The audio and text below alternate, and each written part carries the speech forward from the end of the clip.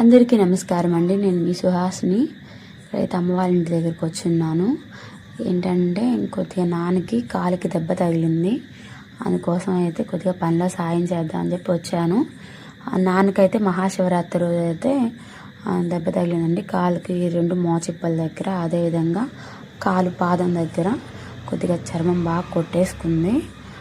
కింద పడ్డారు నాన్న. ఇంకా ఇక్కడ చూసినట్లయితే ఇది మహాశివరాత్రి పక్క రోజు అనమాట. ఇంకా ఎలాగో పిల్లల స్కూల్ లేదు, ఇంకా నాన్నతో వచ్చి కొద్దిగా పనిలో సహాయం చేద్దామని చెప్పి వచ్చాను. కానీ మా నాన్న అయితే అసలు ఒప్పుకోలేదండి. నువ్వు వెళ్ళి ఇంటి దగ్గర పని చేసుకో అమ్మ, చాలా పనులు అంటున్నారు. కానీ నేను కూడా కొద్దిగా చేస్తాను చెప్పి చేస్తున్నా. ఇక్కడైతే మా చిన్నోడు వచ్చేసి ఇది కాలుకు తగులుతుందని చెప్పాను. వాళ్ళ పెద్దనాన్న అడిగి సుత్తి తీసుకొచ్చి కొట్టేసి మొత్తం చదునుగా చేసేసాడు అక్కడ. ఇక్కడ చూసినట్లయితే పంపులో నీళ్లు కొట్టి పెడుతున్నాను. అంటే కుళాయిలో కూడా వస్తాయి, కానీ కొద్దిగా త్వరగా అయిపోద్ది అనేసి పంపులో అయితే కొట్టి పెట్టేస్తున్నాను. ఇక్కడ వచ్చేసి కొన్ని పశువులను అయితే కిందకి తోలుకెళ్ళి కట్టేయాలి. ఇంకా మిగతా వాటికైతే పాలు తీయాలి. పాలు తీసేసిన తర్వాత పేడకల్లు అయితే శుభ్రం చేయాలి. ఈ విధంగా అయితే ఉంది ఇక్కడ పని. ఇక్కడ ఏంటంటే నేను ఒక విషయం అయితే మీతో చెప్పాలండి. ముఖ్యంగా పశువుల దగ్గర పని ఒక్కరితో అయితే అసలు కావదండి. కానీ మా నాన్న అయితే ఆయన ఒక్కరే చేస్తారు వీలైనంత వరకు.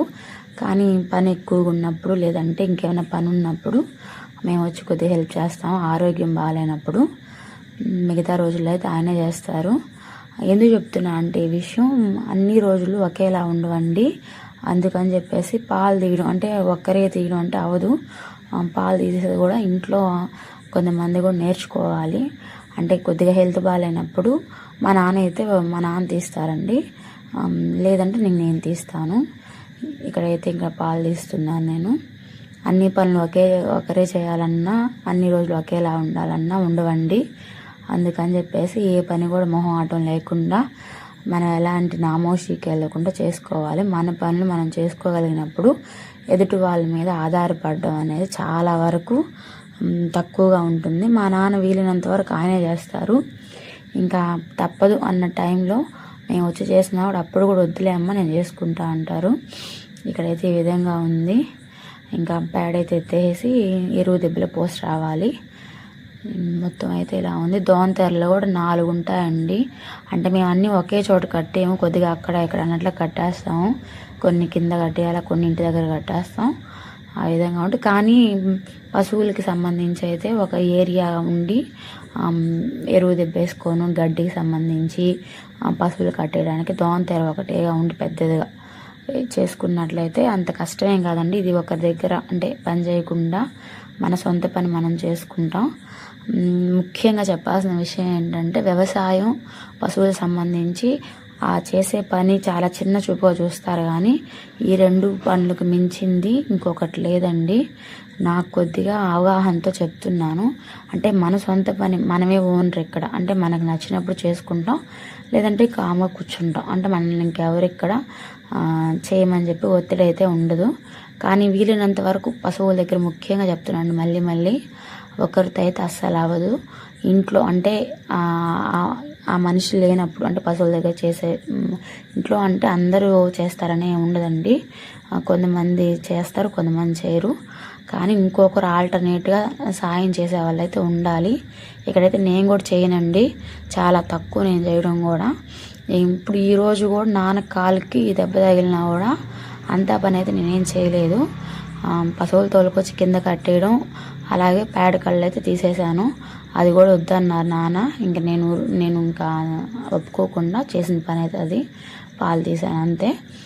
వీలైనంత వరకు అయితే ఆయన చేసుకుంటారు. ఎందుకంటే మా నాన్న ఎప్పుడు అంటే చిన్నప్పటి నుంచి మేము చూసినప్పటి నుంచి ఆయన పెరిగింది కూడా చిన్నప్పటి నుంచి పశువులతోనమాట. అంటే పశువులు చిన్నప్పటి నుంచి నాన్న మేపేవాళ్ళు అనమాట. అప్పటి నుంచి ఇప్పటిదాకా అంటే మాకు పిల్లలు పుట్టినా కూడా మా నాన్న అయితే అదే పని. ఎందుకు అంటే ఒక పనిని అంత నమ్మకంతో చేయడం అనేది కూడా అంత సామాన్య విషయం అయితే కాదండి. అంటే ఒక పని మీదే చేయాలన్నా కూడా చాలా నిలకడతో చేయాలి. కానీ అందులో అయితే మా నాన్న 100%కి 99% అని చెప్తాను. ఆ 1% ఏంటంటే హెల్త్ పరంగా ఇంకెక్కడికైనా వెళ్ళాల్సి వచ్చినప్పుడు ఆ 1% అయితే పక్కన పెడతాను. అంత ఇదిగా చేస్తారు ఆయన అయితే. ఆయన చేసినట్టు మేము కూడా చేయలేం. అసలు ఆయనలో 1% కూడా మాకు ఈ పని మీద అంత అవగాహన లేదు. కానీ తప్పదు, అంటే మేమిద్దరం ఆడపిల్లలని. అక్కనైతే కొద్దిగా దూరంగా ఇచ్చారు, నేనైతే ఇంటి పక్కనే ఉంటాను కాబట్టి ఏదైనా ఆరోగ్యం బాగాలేనప్పుడు వచ్చి నేను కొద్దిగా సాయం చేస్తాను. ఇక్కడ చూసే పక్కనే పంట పొలాలు కూడా ఉంటాయి. కానీ ఇందులో ఒక్కసారి కూడా అయితే మా పశువులు పడింది లేదు. చూసారా, అసలు ఎలాంటి ఫినిషింగ్ కూడా లేదు ఇటువైపు. కానీ ఇంకో వైపు అయితే ఉంది, ముళ్ళ కంచె ఏదో కట్టారు. కానీ అది కూడా అంటే వాళ్ళు పర్మనెంట్గా అయితే ఉంచలేదండి, తీసేశారు మళ్ళీ. అంటే నాన్న ఎంత జాగ్రత్తగా చూసుకుంటారనే దానికి ఇది ఒక ఉదాహరణ. వీలైనంత వరకు అయితే ఆయన చాలా జాగ్రత్తగా ఉంటారు. ఏదో కొన్ని సందర్భాల్లో వెళ్తాయనే ఒక భయం కూడా ఉండి మమ్మల్ని ఉండమని చెప్తారు ఆయన బయటికి వెళ్ళినప్పుడు, కొద్దిగా గమనిస్తుండమ్మని చెప్పేసి. ఇక్కడ చూసా ఎంత ప్రశాంతమైన వాతావరణం, ఇంకా ఏ పనిలోనూ ఉండదు. ముఖ్యంగా డబ్బు సమస్య లేకుండా ఈ పనిని నమ్ముకొని బ్రతికే వాళ్ళ జీవితాలు చాలా ఆనందంగా ఉంటాయండి. ఏంటంటే ఇప్పుడు ఉంటే ఖర్చులు పెరిగిపోయి డబ్బు కోసం కావాలని చెప్పేసి ఆ జాబులు ఈ జాబులు అని చెప్పి ఏదో పరుగులు తీస్తా బ్రతుకుతున్నాం. కానీ మన పాతకాలంలో చూసుకున్నట్లయితే అంటే మా నానమ్మ వాళ్ళ సైడ్ కానీ అంటే అమ్మమ్మ వాళ్ళ సైడ్ కూడా పశువులే, అంటే మాకు మెయిన్ పశువులు వ్యవసాయం ఈ రెండే అండి.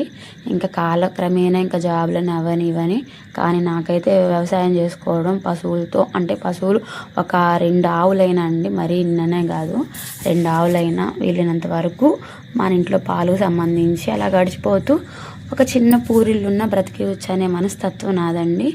కానీ మనకు సంబంధించి అన్నీ సమకూర్చుకోవాలన్నా అన్ని పనులు కొన్ని సందర్భాల్లో జరగకపోవచ్చు, ఉన్నదాంతో సంతోషపడిపోవాలి.